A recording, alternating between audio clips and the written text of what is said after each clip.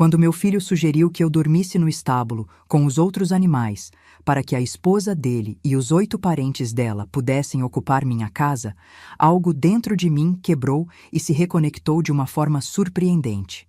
3 horas depois, eu assistia, com uma taça de champanhe na mão, pela câmera de segurança instalada às pressas, enquanto meu garanhão mais temperamental, Tempestade, defecava majestosamente no tapete persa da sala, bem em cima das malas Louis Vuitton da minha nora. Mas antes de continuar, confira se você já está inscrito no canal e escreva nos comentários de onde você está assistindo este vídeo. Adoramos saber até onde nossas histórias estão chegando. 3 dias antes disso, eu estava vivendo o que considerava uma vida tranquila em minha fazenda. Aos 65 anos, viúva há quase 2 anos após perder Roberto para um câncer que o consumiu lentamente, eu finalmente encontrava paz nos 60 acres de terra que compramos juntos para nossa aposentadoria. A cidade grande e o estresse corporativo ficaram para trás quando me mudei permanentemente para cá após o funeral dele. Meus dias tinham um ritmo tranquilo. Café na varanda ao nascer do sol, cuidar das galinhas, alimentar meus 3 cavalos, tempestade, lua e trovão. As tardes eram para o jardim ou leitura, as noites para observar as estrelas que brilhavam com uma clareza impossível de se ver na cidade. O silêncio aqui não era vazio, mas cheio de significado. Foi por esse silêncio que Roberto e eu economizamos durante 40 anos. Meu filho Gustavo ligou numa terça-feira. A foto dele apareceu na tela. Um homem de 38 anos com sorriso de comercial, dentes perfeitamente alinhados, cabelo cuidadosamente penteado. Um corretor imobiliário bem-sucedido da capital. Oi, querido. Atendi, prensando o telefone entre o ombro e a orelha enquanto alimentava as galinhas. Mãe, tenho ótimas notícias, ele disse, sem perguntar como eu estava. Decidimos visitar a fazenda este fim de semana. Ah, que maravilha! Há quanto tempo não vejo você e Débora? Na verdade, ele me interrompeu. Não será só nós 2. Débora pensou em trazer a família dela. Família? Quantas pessoas? Perguntei, sentindo um aperto no estômago. A mãe dela, as 2 irmãs com os maridos e 3 primos de São Paulo. 10 pessoas no total. Você tem todos aqueles quartos vazios aí mesmo, certo? O balde de ração caiu da minha mão. Eu tinha apenas 3 quartos além do meu, e nem todos estavam em condições de receber visitas. Gustavo, não acho que tenha espaço suficiente para... Mãe. Sua voz mudou para aquele tom que ele usa quando fala com crianças ou idosos. Você fica chacoalhando naquela casa enorme sozinha. Não é saudável. Além disso, somos família. É para isso que serve a fazenda, não é? Para reuniões familiares. Papai teria adorado. Senti o sangue subir. Como ele se atrevia a usar a memória de Roberto para me manipular? Os quartos de hóspedes não estão muito prontos para... Então arrume-os, ele cortou. Mãe, o que mais você tem para fazer aí? Alimentar galinhas? Qual é? Estaremos aí na sexta-feira à noite. Débora já postou sobre isso no Instagram. Os seguidores dela estão muito animados para ver a autêntica vida rural. Ele riu como se tivesse dito algo engraçado. Débora era uma influenciadora com seguidores suficientes para conseguir produtos gratuitos, mas não o bastante para viver disso. Gustavo, isso é um pouco repentino. Olha, se não der conta, talvez seja a hora de pensar em voltar para a civilização. Uma mulher da sua idade sozinha numa fazenda não é muito prático, é? Antes que eu pudesse responder, ele continuou. Pensando bem, você pode dormir no sofá da sala ou lá no estábulo com os outros animais e deixar os quartos bons para a gente. Se você não gostar... Bem, tem bastante pasto aí fora, não é? Ele desligou. Desligou na minha cara depois dessa crueldade casual. Fiquei paralisada, telefone na mão, tentando processar o que acabara de acontecer. Meu próprio filho havia sugerido que eu dormisse no estábulo, na minha própria casa.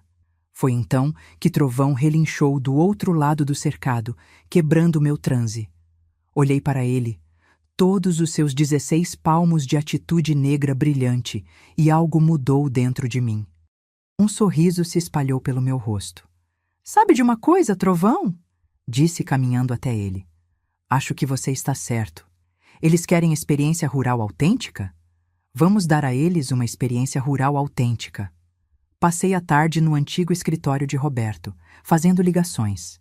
Primeiro para Miguel e Pedro, meus ajudantes, que moravam na cabana perto do riacho. Eles tinham vindo com a propriedade quando a compramos e entendiam exatamente o tipo de homem que meu filho havia se tornado. Dona Cecília, Miguel disse quando expliquei meu plano, seu rosto enrugado se abrindo num sorriso. Será um prazer absoluto. Em seguida, liguei para minha melhor amiga Helena, que morava em São Paulo. Faça uma mala, querida. Ela disse imediatamente. O Royal Tulip está com uma promoção de spa. Vamos assistir ao show inteiro de lá. Os 2 dias seguintes foram um turbilhão de bela e meticulosa preparação. Tirei toda a roupa de cama de qualidade dos quartos, substituindo o algodão egípcio por cobertores de lã áspera dos suprimentos de emergência do celeiro. As toalhas boas foram para o depósito. Encontrei umas toalhas de textura de lixa numa loja de camping no vilarejo. Ajustei o termostato da ala de hóspedes para 14 meters à noite e 26 series durante o dia. Problemas de controle climático, eu alegaria. Casas antigas de fazenda, você sabe. Mas a peça de resistência exigia um timing perfeito. Na quinta-feira à noite, enquanto instalava a última das 5 câmeras escondidas, é impressionante o que você pode comprar com entrega em 2 dias, fiquei na minha sala de estar visualizando o que aconteceria. Os tapetes creme nos quais gastei uma fortuna. Os móveis vintage restaurados. As janelas com vista para as montanhas. Isso vai ser perfeito, sussurrei para a foto de Roberto na lareira. Você sempre disse que Gustavo precisava aprender sobre consequências. Considere esta sua aula de pós-graduação. Na manhã de sexta-feira, antes de partir para São Paulo, Miguel e Pedro me ajudaram com os toques finais. Conduzimos tempestade, lua e trovão para dentro da casa. Eles foram surpreendentemente cooperativos, provavelmente sentindo a travessura no ar. Um balde de aveia na cozinha, feno espalhado pela sala de estar, e a natureza seguiria seu curso. Os bebedouros automáticos que instalamos os manteriam hidratados. O resto... Bem, cavalos são cavalos. O roteador de Wi-Fi foi para o cofre. A piscina, minha linda piscina de borda infinita com vista para o vale, recebeu seu novo ecossistema de algas e lodo de lagoa que eu cultivara em baldes a semana toda. A loja de animais local ficou feliz em doar algumas dezenas de girinos e sapos-boi barulhentos. Quando saí da minha fazenda ao amanhecer, meu celular já mostrava os feeds das câmeras. Me senti mais leve do que em anos. Atrás de mim, Tempestade estava investigando o sofá de couro italiano. À minha frente estavam São Paulo, Helena e um lugar na primeira fila para o show de uma vida. Experiência rural autêntica, de fato. Helena estourou a rolha do champanhe exatamente quando o BMW de Gustavo parou na minha entrada. Estávamos acomodadas na suíte do Royal Tulip, em São Paulo, laptops abertos mostrando múltiplos feeds de câmera, bandejas de serviço de quarto espalhadas ao nosso redor como se estivéssemos comandando algum tipo de operação militar deliciosa. O que, de certa forma, estávamos. Olhe os sapatos dela. Helena engasgou, apontando para a tela. Aqueles são Christian Louboutin? Sim, confirmei, observando minha nora cambalear no cascalho com saltos de 12 centímetros. R$ 2.500, prestes a conhecer a lama autêntica do interior. O comboio atrás do carro do meu filho era ainda mais impressionante do que eu imaginara. 2 SUVs alugados e um sedã Mercedes. Todos veículos urbanos impecáveis, prestes a experimentar seu pior pesadelo. Pelas câmeras, contei as cabeças. As irmãs de Débora, Paula e Renata, com seus maridos Carlos e Marcos, os primos de São Paulo, Amanda, Leandro e Tatiana, e a mãe de Débora, Regina, que saiu do Mercedes vestindo o que pareciam ser calças de linho branco.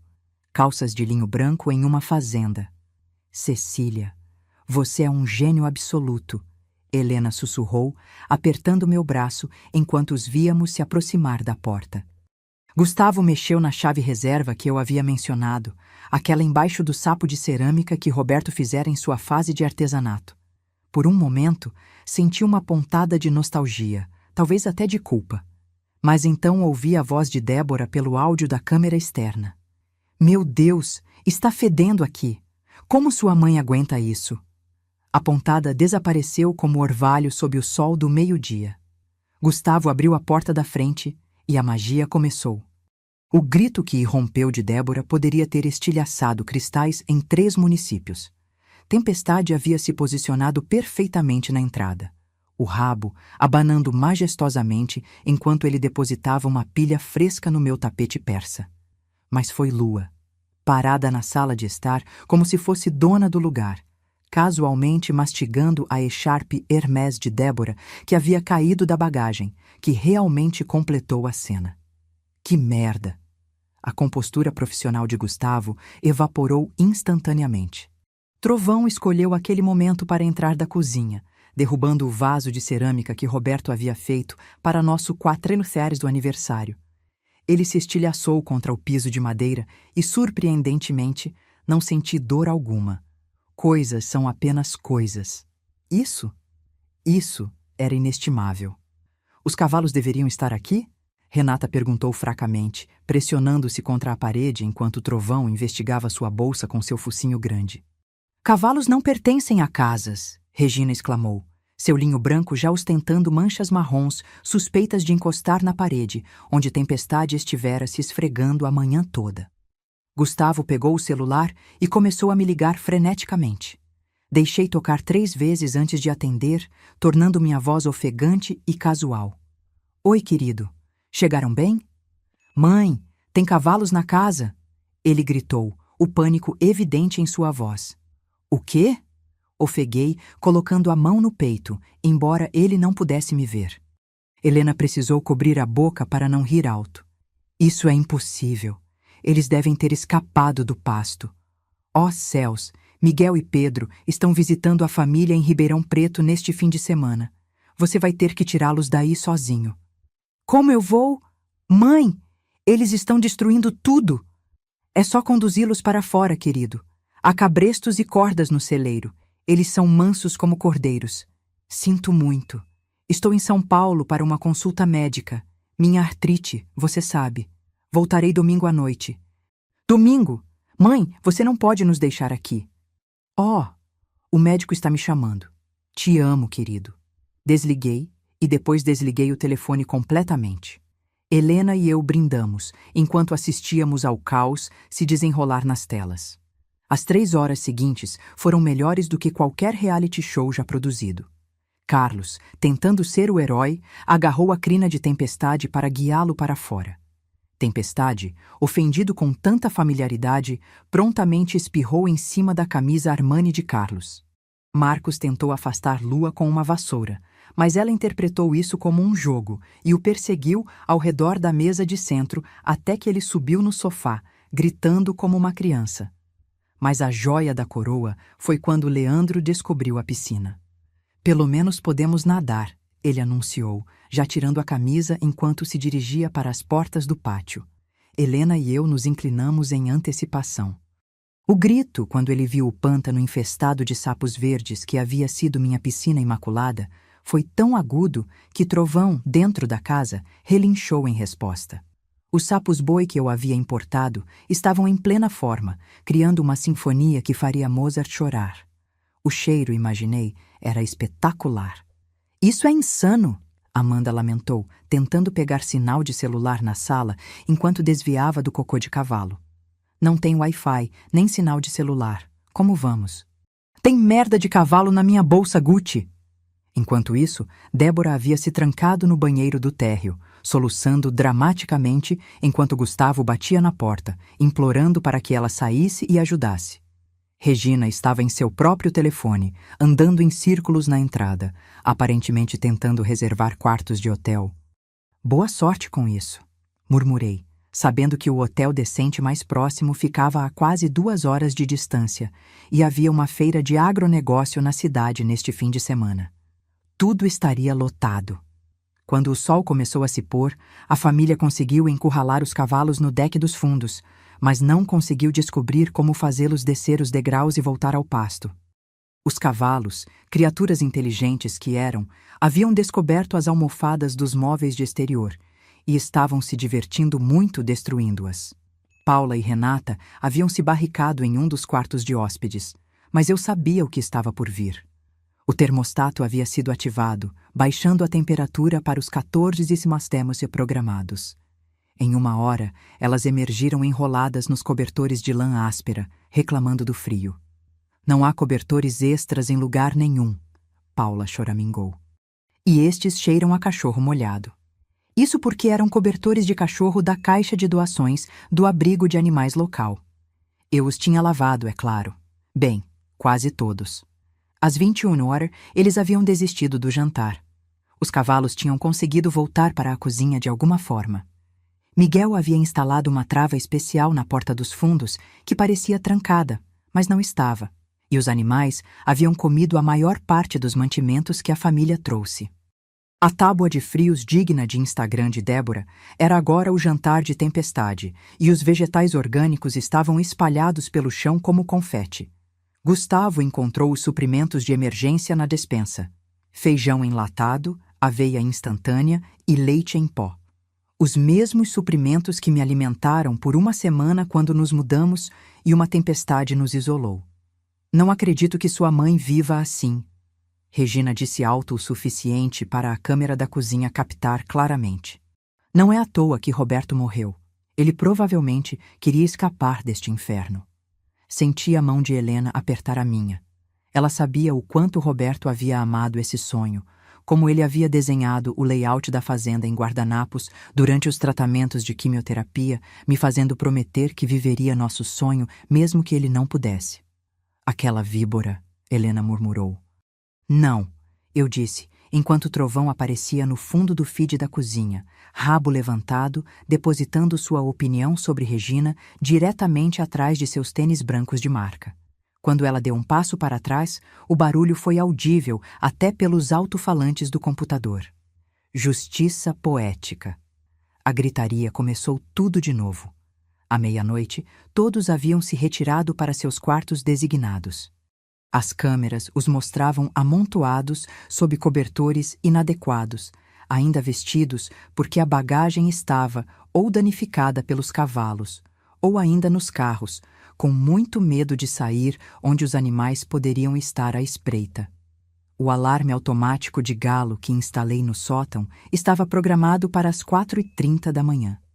Os alto-falantes eram de nível militar, usados para exercícios de treinamento. O irmão de Pedro os havia conseguido em uma loja de artigos militares excedentes. Devemos pedir mais champanhe? Helena perguntou, já consultando o menu do serviço de quarto. Com certeza, respondi, observando Gustavo andar de um lado para o outro em seu quarto, gesticulando descontroladamente enquanto discutia com Débora em sussurros ásperos. E talvez alguns daqueles morangos cobertos de chocolate. Precisaremos de energia para o show de amanhã. Pelas câmeras, vi Gustavo abrir seu laptop, provavelmente tentando encontrar hotéis ou descobrir como chamar um serviço de remoção de animais grandes. Mas sem Wi-Fi, aquele MacBook caro era apenas um peso de papel muito bonito. Sorri, pensando na nota que havia deixado na cozinha, escondida debaixo da cafeteira que eles acabariam encontrando pela manhã. Bem-vindos à autêntica vida rural. Lembrem-se, cedo para a cama, cedo para levantar. O galo canta às 4h30, hora de alimentação às R$5. Aproveitem a estadia, mamãe. Amanhã eles descobririam o quadro de tarefas que eu havia preparado, completo com limpeza de estábulo, coleta de ovos de minhas galinhas extremamente territoriais e reparo da cerca que eu havia estrategicamente enfraquecido perto do chiqueiro na fazenda dos Oliveira, vizinhos. Os porcos caipiras deles eram artistas da fuga que adoravam explorar novos territórios.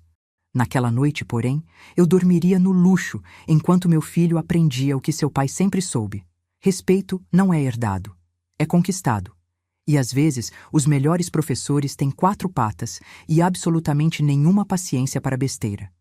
A gravação do galo irrompeu às 4h30 da manhã com a força de 1000 sóis nascentes.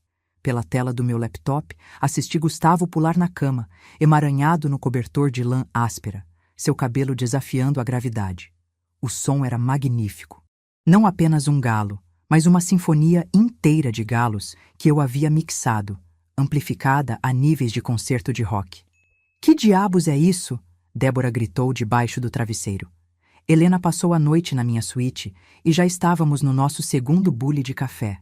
Frutas frescas e doces dispostos entre nós, como se estivéssemos assistindo à final do Campeonato Brasileiro. Esse é o volume real? Helena perguntou, estremecendo enquanto o grito de Regina se juntava ao coro vindo do quarto ao lado. Não, respondi docemente, ajustando meus óculos de leitura. Eu aumentei um pouco. Sabe como é? Minha audição não é mais a mesma. Preciso que seja alto para me acordar. A beleza do sistema era sua persistência. Toda vez que alguém pensava que havia acabado, outro galo cantava. Eu o havia programado para continuar por exatamente 37 minutos, com intervalos aleatórios, tempo suficiente para garantir que ninguém pudesse voltar a dormir. Às 5 horas, o grupo exausto cambaleou para a cozinha, parecendo figurantes de um filme de zumbis.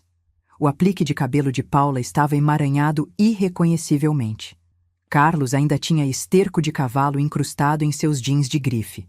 Leandro havia desistido completamente e estava usando um cobertor como capa. Gustavo encontrou minha nota debaixo da cafeteira. Seu rosto, ao lê-la, era uma obra-prima de horror em evolução. Hora da alimentação. Marcos leu por cima do ombro dele. Que alimentação? Foi então que ouviram os sons vindos de fora.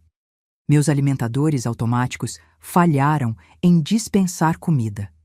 Eu os havia desativado remotamente, o que significava que 30 galinhas, 6 porcos da fazenda dos Oliveira, que misteriosamente haviam encontrado seu caminho através da cerca enfraquecida durante a noite, e meus 3 cavalos estavam todos se reunindo perto da casa, expressando seu descontentamento. As galinhas eram as mais barulhentas. Eu havia selecionado especificamente as raças caipiras mais agressivas, incluindo um galo chamado Capetinha, que havia vencido 3 competições de feiras agropecuárias como a ave mais intratável. Nós não somos fazendeiros, Paula lamentou, rímel do dia anterior escorrendo por suas bochechas. Isso é insano. É só ignorá-los, Débora ordenou, tentando manter alguma autoridade. Vamos para a cidade tomar café da manhã. O GPS do telefone de Gustavo os informou que a cidade ficava a 38 quilômetros de distância, só de ida. O café mais próximo, quase 2 horas. Eu encontrei café instantâneo, Tatiana anunciou, segurando o pote de descafeinado que eu havia deixado em destaque. Eles não encontrariam o café de verdade que eu havia escondido atrás das latas de conserva até muito mais tarde, se é que encontrariam. Enquanto lutavam com o antigo coador que eu havia substituído pela minha máquina de café moderna, os animais ficaram mais barulhentos. Trovão havia descoberto que podia bater no portão com a cabeça, criando um boom rítmico que ecoava pelo vale. Os porcos haviam encontrado os móveis do pátio e estavam redesenhando entusiasticamente o espaço. Mas Capetinha, o galo, havia descoberto que podia voar alto o suficiente para pousar na borda da janela da cozinha. O encontro cara a cara entre Débora e Capetinha através do vidro foi cinematográfico. Ela gritou. Ele gritou de volta. Ela jogou o descafeinado na janela. Ele bicou o vidro com vigor crescente. Temos que alimentá-los para fazê-los parar. Gustavo finalmente admitiu, parecendo já derrotado. E ainda não eram 6 horas da manhã. Vocês alimentem essas coisas, Regina anunciou, acomodando-se imperiosamente em uma cadeira de cozinha que imediatamente bamboleou. Eu havia afrouxado uma perna o suficiente para ser irritante, mas não perigosa. A mãe de Gustavo está certa, Débora disse. Você é o homem, Guga. Você e os outros rapazes cuidem disso. Pelas câmeras, observei Gustavo cerrar a mandíbula. Seu pai já estaria lá fora, animais alimentados, provavelmente cavalgando trovão a pelo pasto. Roberto havia crescido em uma fazenda no interior de Minas Gerais, algo de que Gustavo sempre se envergonhou, preferindo dizer às pessoas que seu pai era executivo do agronegócio. Os homens se aventuraram para fora como se estivessem entrando em uma zona de guerra. Através das câmeras externas, observei Carlos imediatamente pisar em uma pilha fresca de esterco de cavalo. Tempestade era, no mínimo, prolífico. Marcos tentou abrir o depósito de ração, mas pulou para trás, gritando, quando 3 ratos saíram correndo. Eles haviam se mudado, depois que parei de guardar a ração corretamente alguns dias antes. Mas o melhor momento veio quando Leandro se aproximou do galinheiro com o balde de ração. Capetinha, defensor de seu território, lançou-se sobre o pobre rapaz com a fúria de um míssil emplumado. O balde voou. Ração se espalhou por toda a parte. E, de repente, era o caos. Galinhas pulando, porcos investindo do pátio e os cavalos trotando para investigar. Gustavo tentou manter a ordem, gritando comandos como se ainda estivesse em sua sala de reuniões em São Paulo.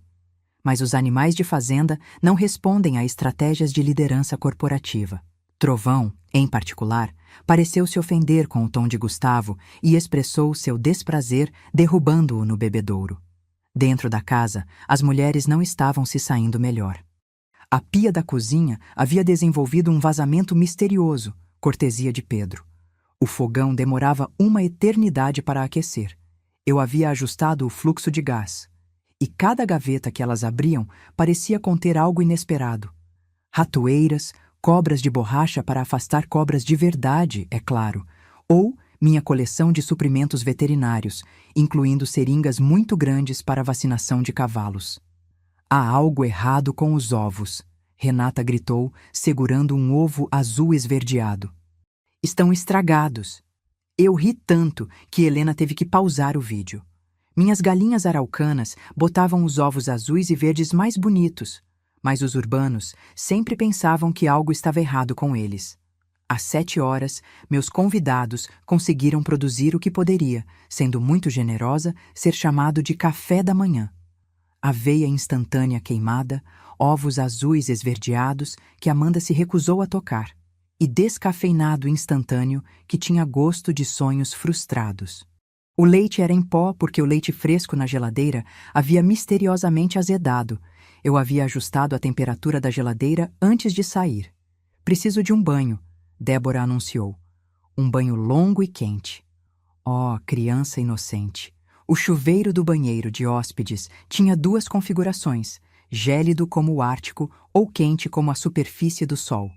A pressão da água ou arrancava a pele ou mal pingava, nada intermediário. Eu também havia substituído todas as toalhas de luxo por aquelas de camping que absorviam tanta água quanto papel encerado. Os gritos de Débora ao encontrar a água fria foram audíveis até da cozinha. Então a água quente entrou e os gritos subiram 1/8. Renata tentou o outro banheiro e descobriu que o ralo estava entupido. Cabelos de rabo de cavalo que Pedro havia cuidadosamente colocado, fazendo com que o chuveiro transbordasse. Enquanto isso, Gustavo tentava freneticamente acessar a internet para lidar com o que ele alegava serem assuntos urgentes de negócios. Ele encontrou o roteador, o ligou, mas não entendia por que não funcionava. Ele não podia ver que eu havia trocado a senha para uma sequência de 47 caracteres aleatórios e escondido o papel com a nova senha dentro do estábulo, especificamente no meio dos fardos de feno no sótão. Talvez haja Wi-Fi na cidade, Carlos sugeriu esperançosamente. Não vou dirigir 40 minutos só para ter internet, Gustavo retrucou. O estresse estava afetando-o. Bom, foi então que eles descobriram a próxima fase do meu plano, o quadro de tarefas na lavanderia, que eu havia intitulado Responsabilidades Diárias da Fazenda, na caligrafia de Roberto que eu havia copiado cuidadosamente.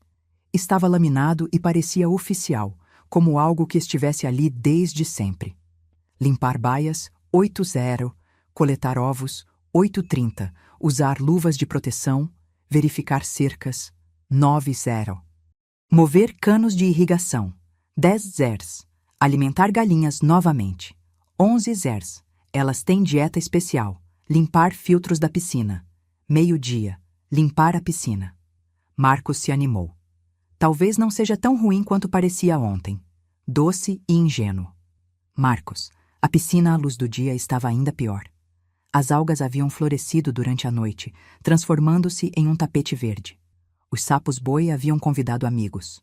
Algo que poderia ter sido um pequeno jacaré, mas provavelmente era apenas um galho grande, flutuava ameaçadoramente na parte funda. O cheiro poderia ter descascado tinta. Não vamos fazer isso, Regina anunciou. Não foi para isso que viemos aqui. Então por que você veio, Regina? Murmurei para a tela, embora ela não pudesse me ouvir. Pelas férias gratuitas? Pelas fotos do Instagram? Para inspecionar minha propriedade? Para ver com quem sua filha se casou? Helena serviu mais champanhe. Havíamos trocado o café por mimosas enquanto os observávamos discutir. Débora queria ir embora imediatamente. Gustavo insistiu que eles não podiam deixar os animais morrerem de fome. Os primos de São Paulo já estavam fazendo as malas. Carlos pesquisava no Google. Você pode pegar doenças de esterco de cavalo? Usando o pouco sinal de celular que conseguia captar, ficando em uma perna só perto do galinheiro. Então veio o momento que eu estava esperando. Gustavo, frustrado e desesperado, foi para o meu quarto procurar qualquer coisa que pudesse ajudar. Uma senha de Wi-Fi diferente, informações de contato para Miguel e Pedro. Qualquer coisa. Ele encontrou o envelope na minha cômoda endereçado a ele, na minha caligrafia. Dentro havia uma única folha de papel com um parágrafo. Gustavo, quando você ler isto, terá experimentado cerca de 1% do que realmente é administrar uma fazenda. Seu pai fez isso todos os dias durante os últimos 18 meses de sua vida, mesmo durante a quimioterapia, porque ele amava. Este não era apenas meu sonho, era nosso. Se você não pode respeitar isso, se não pode me respeitar, então não pertence a este lugar. Os cavalos sabem, as galinhas sabem, até os sapos-boi na piscina sabem. E você? Abaixo disso, havia uma foto que Roberto havia tirado 1 mês antes de morrer. Ele estava montado em trovão, usando seu chapéu surrado, sorrindo como se tivesse ganhado na loteria. Ao fundo, mal visível, estava eu, limpando baias com botas de borracha e sua velha camisa xadrez, rindo de algo que ele havia dito. Nós tínhamos sido tão felizes aqui, tão completos. Pela câmera, observei meu filho afundar na minha cama, carta na mão, seu rosto passando por emoções que eu não via desde o funeral de Roberto. Vergonha, reconhecimento, talvez até compreensão. Mas então, a voz de Débora cortou o momento. Guga, tem algo errado com o vaso sanitário.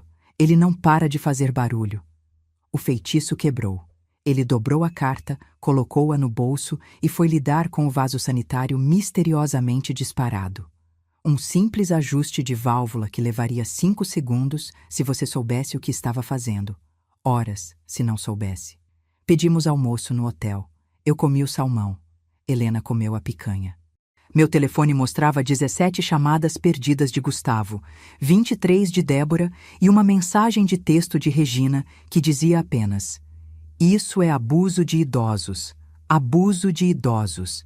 Ri tanto que o garçom veio verificar se estávamos bem. O sol estava se pondo no primeiro dia completo deles na fazenda. Pelas câmeras, pude vê-los reunidos na sala de estar, exaustos, sujos e derrotados. Eles conseguiram alimentar os animais, mal, coletar alguns ovos, perdendo 3 para a fúria de Capetinha, e Carlos havia caído na piscina tentando tirar as algas com um rodo. Estavam comendo feijão enlatado e biscoitos velhos no jantar porque ninguém queria dirigir até a cidade, e os cavalos tinham entrado na cozinha novamente enquanto eles estavam fora, comendo todo o resto comestível. Mais um dia, eu disse a Helena, levantando minha taça. Mais um dia e eles vão quebrar completamente. Você é má, ela disse admirada. Absolutamente má.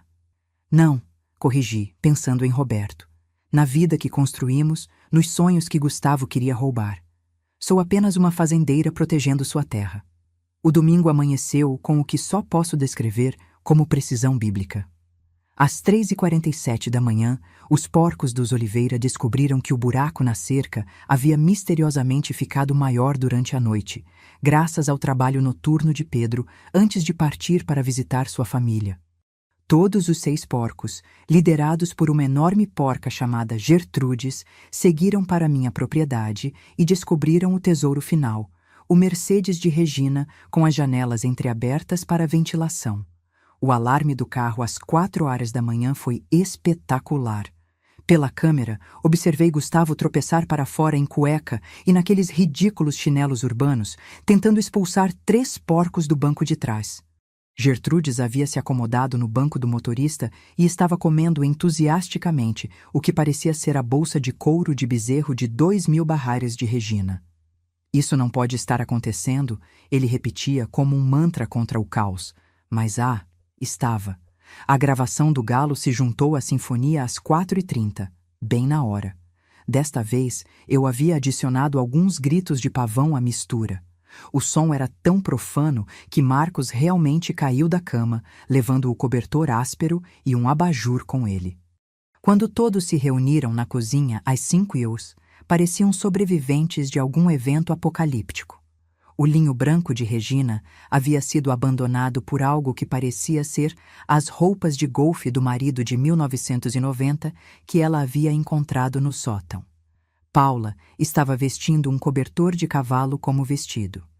Leandro havia desistido completamente e estava sem camisa, apesar do frio da manhã. "Estamos indo embora", Débora anunciou. "Hoje, agora." "O carro..." Gustavo começou. "Não me importo com o carro." "Ligue para uma locadora." Foi então que eles descobriram que a locadora de carros mais próxima ficava no aeroporto, a 2 horas de distância, e estava lotada devido à feira de agronegócio. O serviço de táxi local consistia em um carro, e João da Silva estava visitando o filho em Porto Alegre. "Poderíamos chamar um Uber", Tatiana sugeriu esperançosamente. Os olhares que todos lhe deram poderiam ter coalhado leite. Uber no interior profundo, de uma fazenda a quase 40 quilômetros da cidade, sem serviço de celular para sequer fazer a reserva. "Eu encontrei café", Carlos anunciou triunfantemente, segurando a lata de café de verdade que eu havia escondido. Foi o primeiro sorriso genuíno que vi em qualquer um deles. Estavam tão focados no café que ninguém questionou por que Carlos estava procurando atrás de latas de conserva antigas. Pequenas misericórdias em tempos desesperados. Enquanto esperavam que o antigo coador fizesse sua mágica, um novo som se juntou ao coro matinal. Trovão havia aprendido a abrir a porta do estábulo. Não arrombá-la, mas literalmente usar a trava com os dentes. Ele estava agora liderando tempestade e lua no que só poderia ser descrito como um desfile da vitória ao redor da casa. "Como eles são tão inteligentes", Amanda lamentou, observando os cavalos pela janela. "Eles são cavalos de fazenda", eu disse para a tela do meu laptop, brindando-os com minha mimosa. "Aprendem com os melhores." Foi então que a natureza chamou, literalmente. O sistema séptico que eu havia mandado fazer a manutenção pouco antes da minha partida estratégica, mas havia dito a Gustavo que estava com problemas ultimamente, escolheu aquele momento para dar problema. Apenas um pouco. Apenas o suficiente para tornar o banheiro do térreo inutilizável e criar um cheiro que fez todos fugirem para a varanda, onde Capetinha estava esperando. O galo aparentemente havia decidido que a varanda era seu novo reino.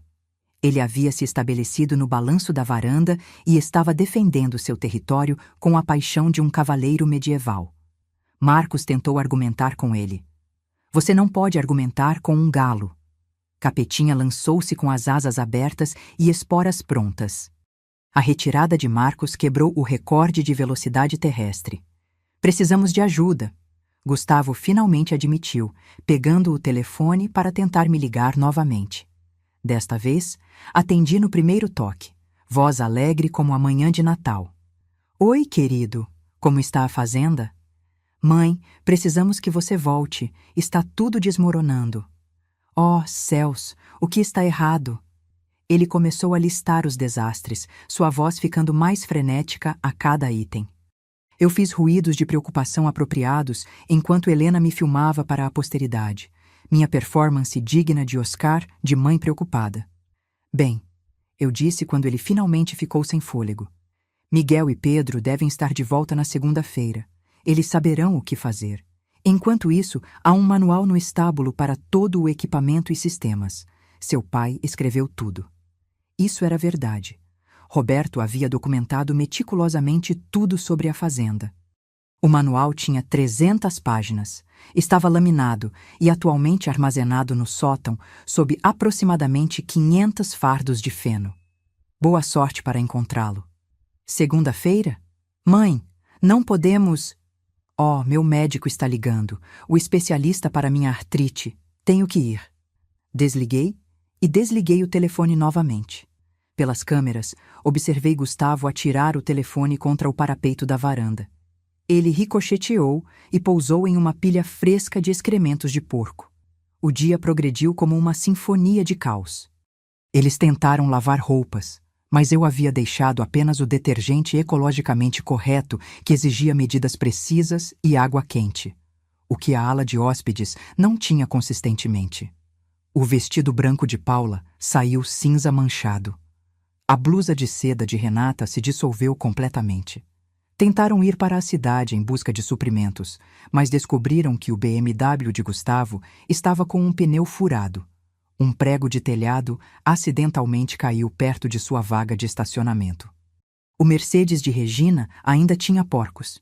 Gertrudes o havia reivindicado como sua nova casa, e os SUVs alugados estavam misteriosamente trancados com as chaves dentro, um mistério que teria sido resolvido se tivessem notado o corvo prestativo que aprendeu a pegar objetos brilhantes.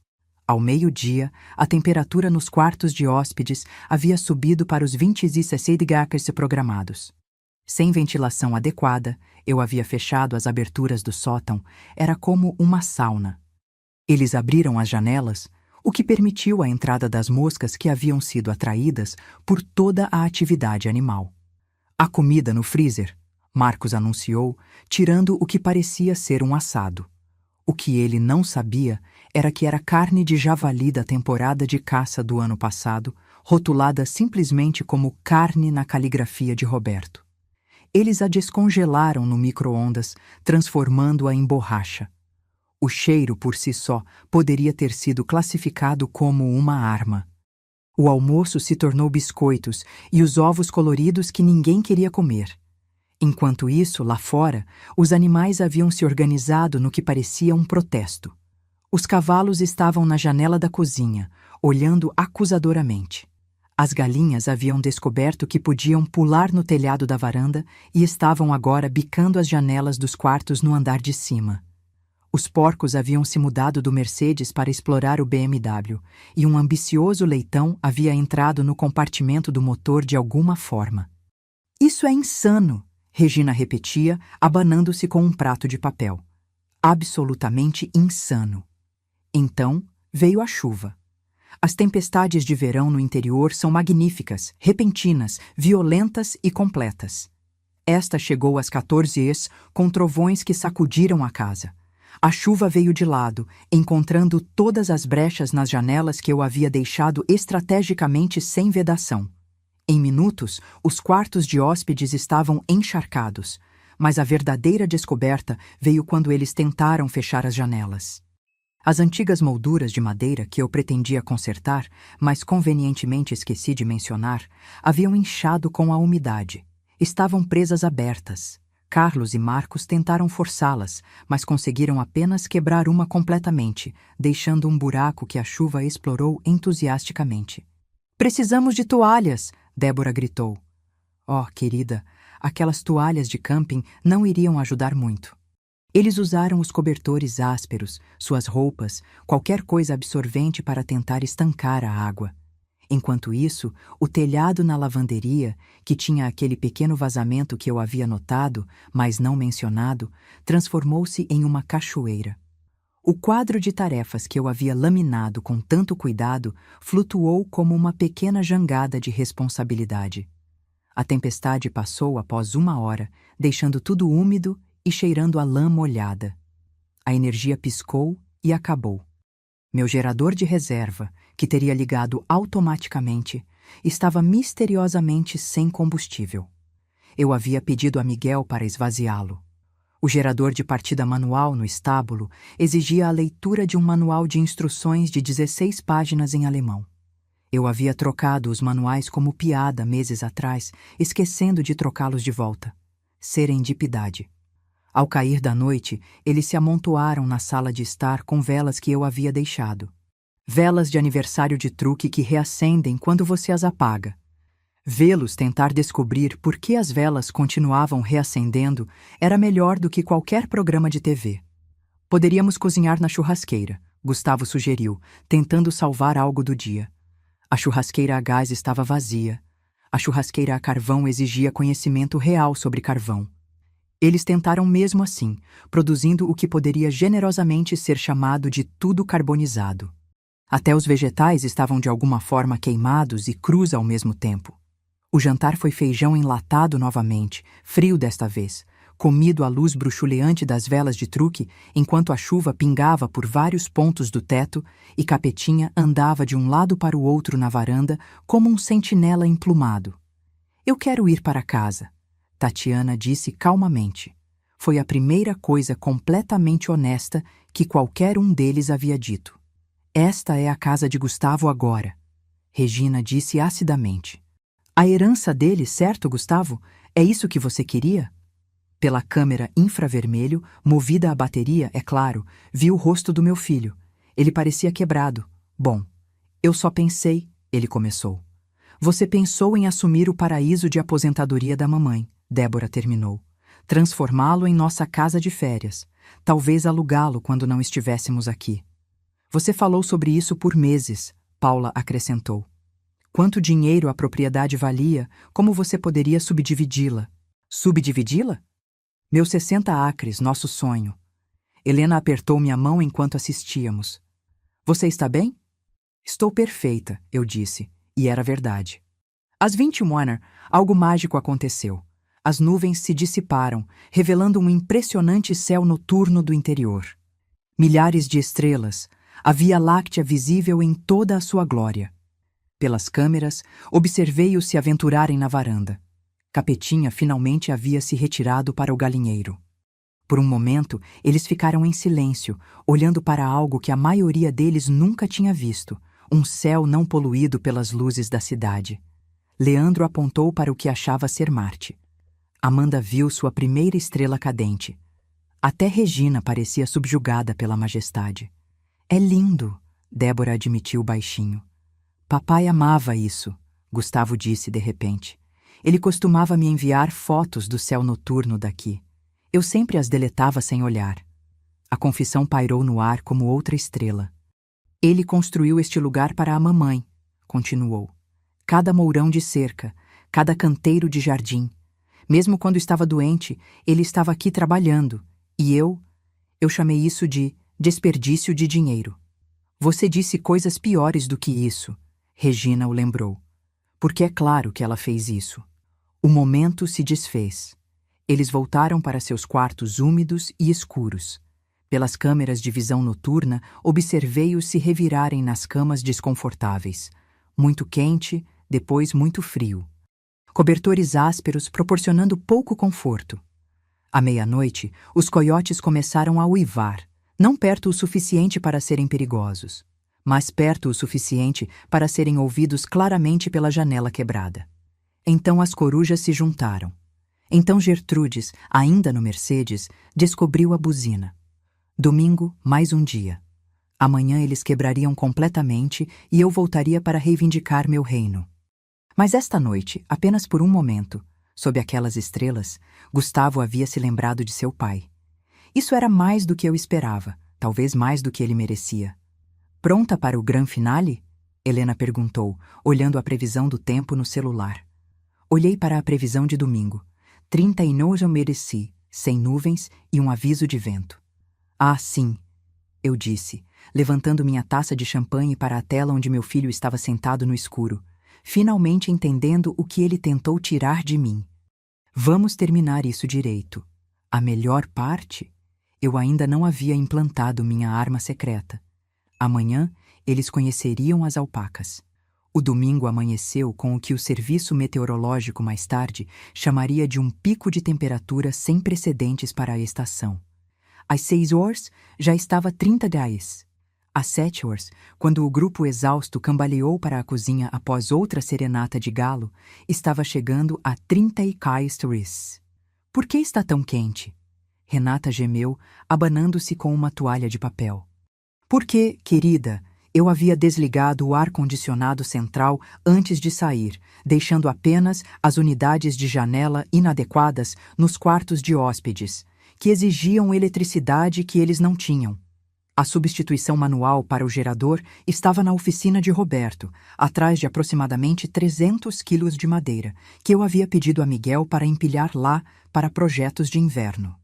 Pelo meu laptop no Royal Tulip, onde Helena e eu estávamos desfrutando de ovos beneditinos e ar-condicionado perfeitamente controlado, observei-os descobrir que a geladeira, sem energia por mais de 12 horas, havia se tornado uma caixa de comida estragada com potencial de intoxicação alimentar. O cheiro, quando Leandro a abriu, fez todos fugirem para a varanda, onde as alpacas estavam esperando. Agora, devo explicar sobre as alpacas. Elas não eram minhas. Pertenciam aos Santos, 3 propriedades adiante. Mas alpacas, como adolescentes, tendem a vagar quando encontram pontos fracos nas cercas.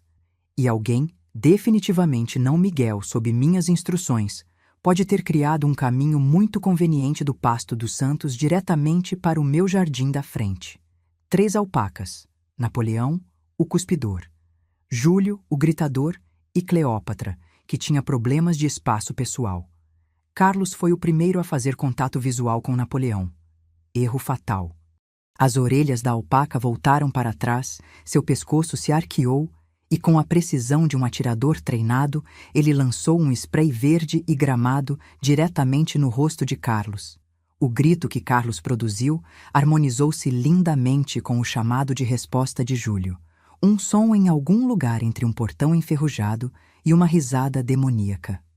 Cleópatra, para não ficar para trás, decidiu que o cabelo de Paula parecia feno e tentou comê-lo. "O que são essas coisas?" Débora gritou, desviando da tentativa de Júlio de cheirar sua axila. "Alpacas de guarda", eu disse para a tela do meu laptop. "Muito eficazes. A coisa sobre alpacas é que elas são curiosas, extremamente curiosas. E uma vez que decidem que você é interessante, elas o seguem para todos os lugares." O grupo recuou para a casa, mas as alpacas simplesmente ficaram nas janelas, olhando com seus enormes olhos, ocasionalmente gritando seu desprazer por terem sido excluídas. Dentro, a temperatura estava subindo. Sem energia, sem ar-condicionado e com o sol da manhã transformando as janelas em lupas, a casa estava se tornando um forno. Eles abriram todas as janelas, o que permitiu a entrada das moscas que haviam se multiplicado exponencialmente graças a todos os excrementos de animais que ninguém havia limpado adequadamente. "Precisamos de gelo", Gustavo declarou, já suando através de sua última camisa limpa. A máquina de gelo, é claro, exigia eletricidade. O gelo de reserva no freezer do celeiro havia derretido quando a energia acabou. A loja mais próxima ficava a 38 quilômetros, e a situação do carro não havia melhorado. O BMW ainda tinha um pneu furado. O Mercedes era agora a residência permanente de Gertrudes. Ela havia tido leitões durante a noite, 5 deles, todos mamando contentes no banco de trás, e os carros alugados permaneceram misteriosamente trancados. Foi então que Marcos descobriu o poço. "Há uma bomba manual", ele anunciou triunfantemente. "Podemos pelo menos conseguir água fria." O que Marcos não sabia era que a bomba do poço não era mantida há anos. Funcionava tecnicamente, mas a água subia cor de ferrugem e cheirando a enxofre. Eles tentaram mesmo assim. Amanda vomitou. Até as alpacas se afastaram do cheiro. Ao meio-dia, a temperatura atingiu 39°. O telhado de metal estava estalando e pipocando com a expansão. Os cavalos haviam encontrado a única sombra diretamente sob a janela da cozinha e estavam contribuindo com sua própria aromaterapia especial para a situação. As galinhas haviam desistido completamente e estavam deitadas em poças de poeira que haviam criado, ofegando com os bicos abertos. "Vou ligar para a emergência", Regina anunciou, segurando o telefone. "E dizer o quê?" Gustavo retrucou, sua paciência finalmente esgotada. "Que está quente e há alpacas."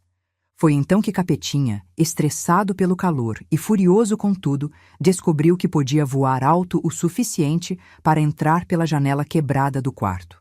Os sons vindos do andar de cima eram uma mistura de raiva de galo e histeria humana. Leandro desceu correndo com arranhões nos braços e penas do rabo do Capetinha na mão. Ele me atacou! O frango me atacou enquanto eu dormia!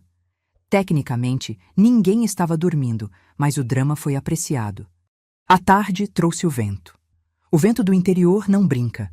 Ele chega a 65 km/h e traz metade do solo superficial consigo.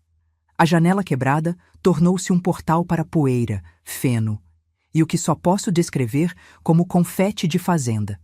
Em minutos, tudo estava coberto por uma fina camada de história agrícola. Estamos indo embora, Débora anunciou pela 100ª vez. Vamos a pé até a cidade, se for preciso. Está a 40 degrees Celsius, Gustavo apontou.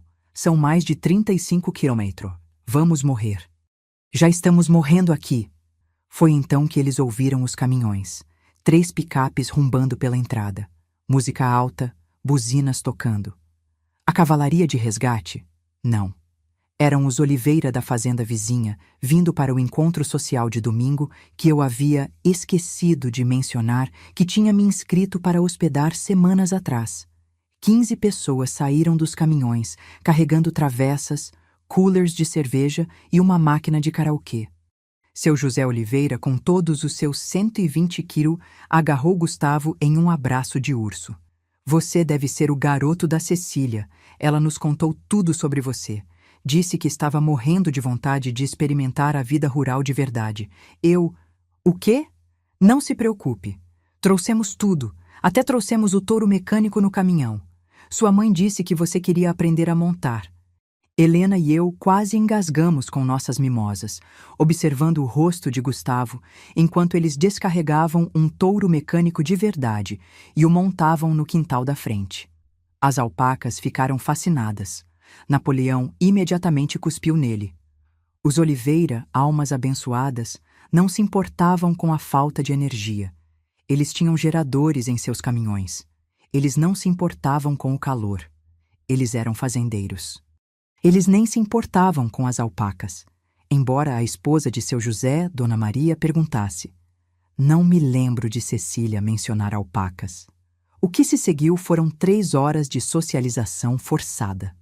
Os Oliveira eram pessoas adoráveis que presumiram que a família de Gustavo estava igualmente entusiasmada com a vida rural. Eles queriam ouvir tudo sobre seus planos para a propriedade. Suas raças de gado favoritas, suas opiniões sobre pastoreio rotacional. Paula tentou explicar que era de São Paulo. O filho de seu José, Zezinho, que era na verdade maior que seu José, interpretou isso como um convite para contar a ela sobre todas as pessoas que ele já conheceu na capital. Uma história que levou 45 minutos e incluiu fotos em seu celular. Carlos foi forçado a subir no touro mecânico. Ele durou 1,3 segundos antes de ser lançado em uma pilha de feno que as alpacas estavam usando como banheiro. Os Oliveira aplaudiram como se ele tivesse ganhado uma medalha olímpica. Débora se trancou no banheiro para chorar, mas Dona Maria a seguiu, presumindo que ela precisava de uma conversa feminina sobre a vida de esposa de fazendeiro.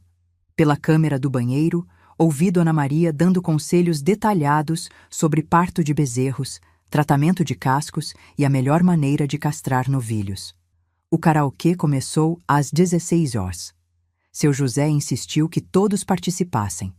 A performance de Marcos de Evidências, enquanto Napoleão gritava junto, foi particularmente memorável. Regina, forçada a cantar Menino da Porteira, parecia estar passando pedras nos rins. Mas o momento que quebrou Gustavo completamente veio quando Zezinho perguntou: Então, quando sua mãe volta? Ela prometeu me mostrar o novo equipamento de irrigação dela. Ela está em São Paulo, Gustavo disse fracamente. Consulta médica. Consulta médica? Seu José berrou. Aquela mulher é mais saudável do que meu touro premiado. Vi ela na semana passada jogando fardos de feno como se fossem travesseiros. Que tipo de consulta médica? Gustavo não conseguiu responder porque foi então que Gertrudes, protetora de seus novos leitões, decidiu que o touro mecânico era uma ameaça. Uma porca de 180 quilos investindo contra um touro mecânico enquanto 15 fazendeiros lutavam por segurança e alpacas gritavam: encorajamento! É algo que os documentários de natureza deveriam cobrir. Os Oliveira finalmente foram embora ao pôr do sol, mas não antes de extrair promessas de fazer isso todo domingo e deixar para trás o touro mecânico, porque vocês todos precisam praticar. A família sentou-se nos destroços do quintal enquanto a escuridão caía. Sem energia, sem comida que fosse segura para comer, cobertos de poeira, suor e vários fluidos animais. A temperatura havia caído para meros 35 Celsius. Eu quero a mamãe, Gustavo disse baixinho. Foi uma declaração tão infantil que até Débora olhou para ele com algo que se aproximava de simpatia. Eu quero minha mãe, ele repetiu. Eu preciso pedir desculpas. Pela câmera vi ele pegar a carta que eu havia deixado, agora amassada e manchada. Ele a leu novamente, desta vez em voz alta. Quando chegou à parte sobre Roberto fazendo isso durante a quimioterapia, sua voz falhou. Devemos ir embora, Regina disse. Mas pela primeira vez, sua voz não tinha veneno. Com que carro? Gustavo riu amargamente. Estamos presos como a mamãe queria que estivéssemos. Talvez, Leandro disse cuidadosamente. Ela queria que você entendesse algo. Entender o quê? Que a vida rural é um inferno?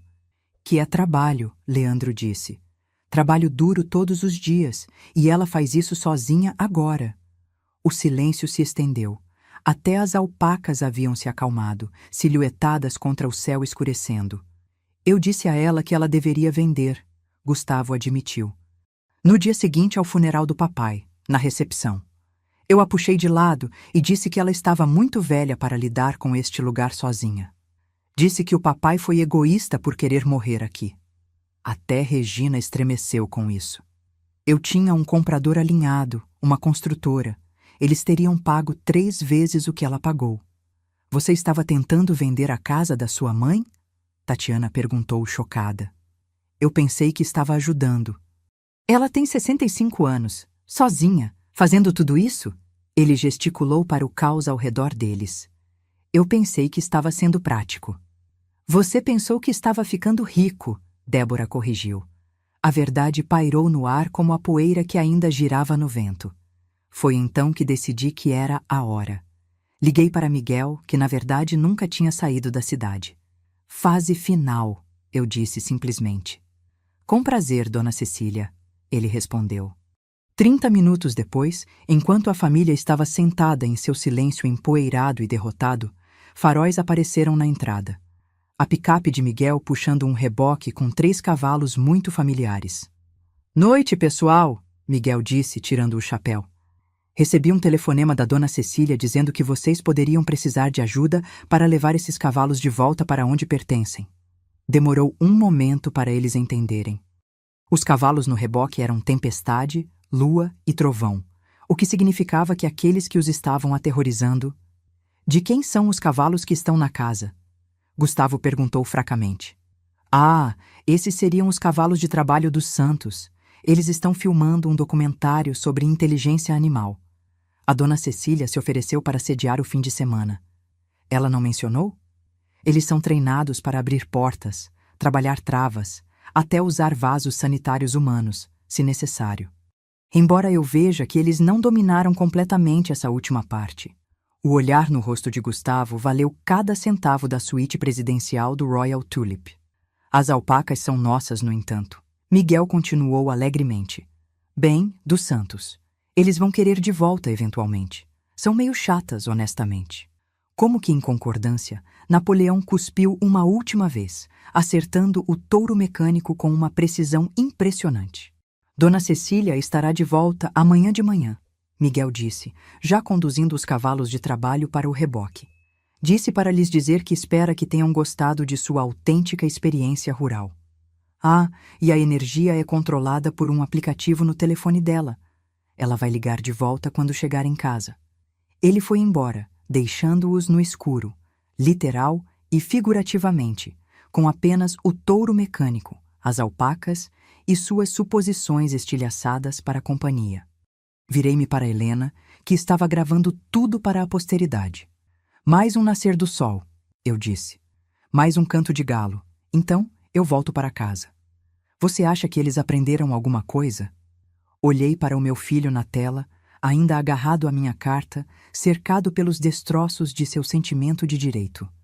Estamos prestes a descobrir. A manhã de segunda-feira chegou com o que só posso chamar de comédia divina. Exatamente às 3h da manhã, o touro mecânico, que seu José havia esquecido de mencionar que tinha uma função de timer, de repente rugiu para a vida, completo com luzes piscando e música sertaneja em volume máximo. A música escolhida? Boiadeiro Errante. Pelas câmeras infravermelhas, observei Gustavo pular de sua cama improvisada no chão da sala de estar. Os quartos de hóspedes haviam se tornado inabitáveis devido a poeira e cheiros misteriosos. Ele tropeçou para fora de cueca para encontrar Napoleão, a alpaca, montando o touro mecânico. Não estou brincando. A alpaca havia descoberto como subir e estava sentada lá como um imperador peludo enquanto a máquina balançava suavemente. Júlio e Cleópatra estavam por perto, gritando sua aprovação. Isso não é real, Gustavo disse para ninguém em particular. Isso não pode ser real. Ah, mas era. Quando ele descobriu como desligar o touro, o cabo estava enrolado em Napoleão, que não estava interessado em desmontar. O resto da família havia se reunido na varanda, parecendo figurantes de um filme pós-apocalíptico. Cabelo emaranhado, roupas sujas, olhos vazios por falta de sono. Aquela alpaca está montando o touro? Débora perguntou em um sussurro quebrado. Nada me surpreende mais, Regina respondeu. Ela havia envelhecido 10 anos em 3 dias. O alarme do galo disparou às 4h30, mas desta vez ninguém sequer estremeceu. Eles estavam quebrados, completa e totalmente quebrados. Enquanto o sol nascia, revelando a devastação total do fim de semana deles, o Mercedes destruído por porcos, a piscina cheia de lama, a casa que parecia ter sido atingida por um tornado. Eles se sentaram nos degraus da varanda, em silêncio. Até Capetinha parecia sentir a derrota e simplesmente passou sem atacar ninguém. Foi então que cheguei. Cronometrei perfeitamente, parando meu carro impecável assim que o sol da manhã atingiu as montanhas. Helena havia arrumado meu cabelo e maquiagem no hotel. Eu vestia meu melhor jeans, a camisa xadrez favorita de Roberto e os brincos de prata que ele havia me dado para nosso último aniversário. Eu parecia exatamente o que era. Uma mulher em total controle de seu domínio. A família me observou sair do carro como se estivessem vendo um fantasma, ou talvez um anjo vingador. Bom dia! Eu chamei alegremente, pegando minha bolsa de fim de semana. Como foi sua experiência rural autêntica? Ninguém respondeu. Eles apenas encararam. Passei pelo touro mecânico. Napoleão finalmente havia desmontado e estava agora comendo minhas begônias. Pisei sobre os vários excrementos e entrei na minha casa. Pela porta, eles podiam me ouvir cantarolando enquanto eu ligava a cafeteira, a boa que eu havia escondido no sótão. Mãe, Gustavo finalmente conseguiu me seguir para dentro. Sim, querido. Você estava em São Paulo. O Royal Tulip tem um excelente spa. Você sabia que eles têm um tratamento onde eles te envolvem em chocolate? Muito relaxante. Peguei meu telefone e com 3 toques a energia voltou. O ar-condicionado ronronou para a vida. A geladeira começou seu familiar zumbido. Você podia controlar tudo o tempo todo, ele disse. Não foi uma pergunta. Posso controlar muitas coisas, Gustavo. Esta é a minha casa. Os outros haviam entrado sorrateiramente, observando nossa interação como se fosse teatro ao vivo. Os cavalos não eram seus. Sim, tempestade, lua e trovão são muito mais bem comportados. Eles estão no estábulo, onde pertencem. As alpacas estarão voltando para casa em breve, embora Napoleão pareça ter desenvolvido um carinho por aquele touro. Você planejou tudo isso. Virei-me para encará-lo completamente, canalizando cada momento de frustração, decepção e mágoa dos últimos 2 anos. Não, Gustavo, você planejou tudo isso. Você planejou me intimidar para ir embora. Você planejou assumir minha casa. Você planejou transformar nosso sonho, de seu pai e meu, em algum investimento imobiliário. Você até pesquisou minhas finanças e consultou aquela construtora sobre a subdivisão da propriedade. Débora engasgou. Ela não sabia sobre essa última parte. Como você... O senhor Fernandes da construtora é casado com a irmã da minha amiga Helena. O mundo é pequeno, não é? Ele ficou muito interessado em saber que você estava negociando a venda de uma propriedade que você não possui. Eu estava tentando ajudar. Não, minha voz poderia ter congelado o inferno. Você estava tentando se ajudar à sua herança, como você a chamou. Diga-me, Gustavo, o que você herdou de seu pai? Ele permaneceu em silêncio. Vou te dizer o que ele te deixou. Ele te deixou uma mãe que te ama apesar de sua ganância. Ele te deixou memórias que você ignorou. Ele te deixou valores que você rejeitou. E ele te deixou a oportunidade de ser um homem melhor do que você escolheu ser. Peguei um documento da minha bolsa. Esta é a escritura da fazenda. Como você pode ver, ela foi transferida para uma fundação vitalícia. Você não é um beneficiário. A fazenda será mantida como uma propriedade rural, em funcionamento e santuário animal em perpetuidade. Quando eu morrer, ela será administrada pela família Oliveira, que realmente entende o que significa amar a terra. Regina fez um som estrangulado. Gustavo empalideceu. Você o cortou, Débora sussurrou. Eu dei a ele exatamente o que ele me deu. Nenhum respeito, nenhuma consideração e nenhuma reivindicação ao que eu construí. Virei-me para me dirigir a todo o grupo. Vocês vieram aqui sem serem convidados, tratando minha casa como um hotel e a mim como a empregada. Vocês postaram nas redes sociais sobre herdar uma fazenda antes mesmo de eu morrer. Vocês reclamaram de todos os aspectos da vida que seu pai e eu escolhemos enquanto planejavam lucrar com nosso trabalho. Isso não é. Gustavo começou.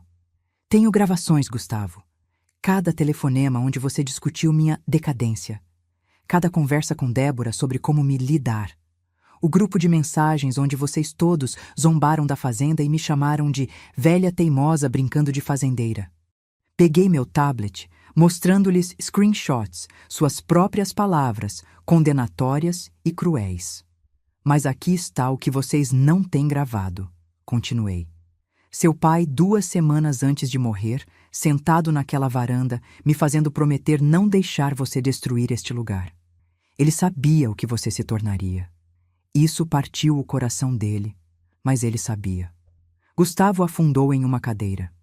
O peso de tudo, a vergonha, o reconhecimento, a perda, finalmente o atingindo. Eu te amo, Gustavo, eu disse mais suavemente. Sempre amarei. Mas o amor não significa aceitar desrespeito. Não significa sacrificar meus sonhos por sua ganância. E certamente não significa deixar você transformar nosso santuário em uma mercadoria. O que devemos fazer agora? Regina perguntou, aparentemente ainda sem entender o ponto. Vocês devem ir embora. Miguel estará aqui em breve com um reboque para seus carros. A locadora foi notificada de que vocês devolverão os veículos hoje. Sim, eu encontrei as chaves. Os corvos as esconderam nas vigas do estábulo. Criaturas fascinantes, os corvos. Mas... Débora começou. Mas nada. Esta é a minha casa. Vocês não são mais bem-vindos aqui. O silêncio era ensurdecedor. Finalmente, Leandro se manifestou. Lhe devemos um pedido de desculpas, Dona Cecília. Um de verdade. Sentimos muito, Tatiana acrescentou baixinho. Este lugar é realmente lindo. Nós simplesmente não conseguíamos ver. Assente em reconhecimento, mas não disse nada. Pedidos de desculpas eram palavras. Roberto sempre dizia para observar o que as pessoas faziam, não o que diziam. Levou 3 horas para eles fazerem as malas e limparem o mínimo dos danos. Eu supervisionei, sentada na varanda com meu café, ocasionalmente gritando sugestões úteis. O pós-parto da porca precisa de limpador especial. Está debaixo da pia. Cuspe de alpaca é ácido. É melhor esfregar com mais força. Aquilo não é lama no filtro da piscina. Miguel chegou com seu caminhão de reboque e uma equipe. Os carros foram recuperados, minimamente limpos e tornados dirigíveis. As alpacas foram carregadas em um reboque, embora Napoleão tenha feito seus sentimentos serem conhecidos cuspindo em Gustavo uma última vez para garantir. Enquanto se preparavam para partir, Gustavo se aproximou de mim.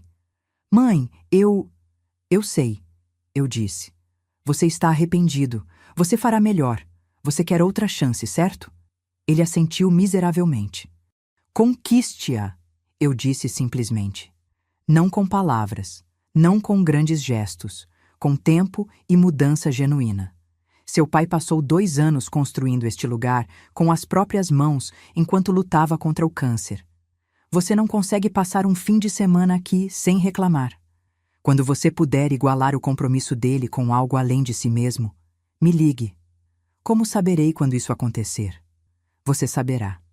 Ele me abraçou então, desajeitadamente, brevemente. Foi a primeira emoção real que ele demonstrou durante todo o fim de semana. Eles foram embora em um comboio de veículos danificados e egos mais danificados ainda. Débora não olhou para trás. Regina já estava em seu telefone, provavelmente reclamando com seu clube de bridge. Os primos de São Paulo teriam uma história que ninguém acreditaria. Mas Gustavo olhou para trás uma vez. E naquele olhar, eu vi algo que poderia ter sido compreensão. Ou talvez apenas arrependimento. O tempo diria. Miguel me ajudou a soltar meus verdadeiros cavalos de volta ao pasto. Tempestade imediatamente rolou em seu local favorito de poeira. Lua trotou para a macieira. Trovão ficou na cerca, inspecionando seu reino com satisfação.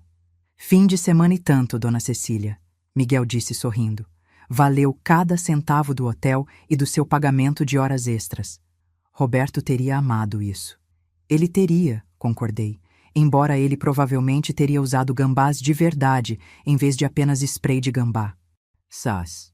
Nós rimos, parados ali ao sol da tarde, cercados pelo caos controlado de uma fazenda em funcionamento. Naquela noite, me sentei na varanda com um copo do uísque favorito de Roberto, observando o pôr do sol pintar as montanhas de roxo e dourado. A fazenda estava quieta, exceto pelos sons normais, relinchos de cavalos, galinhas se ajeitando para a noite, o mugido distante do gado. Meu telefone vibrou. Uma mensagem de texto de Gustavo. O touro mecânico ainda está no seu quintal. Eu respondi com uma mensagem de texto. Considere-o um monumento à autenticidade.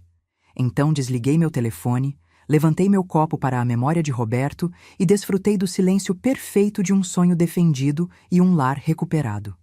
Agora, se você gostou dessa história, clica em se inscrever e me diz nos comentários qual parte te deixou de queixo caído. Ah, e não esqueça de se tornar membro para ter acesso a vídeos exclusivos que não posto aqui. Te espero lá.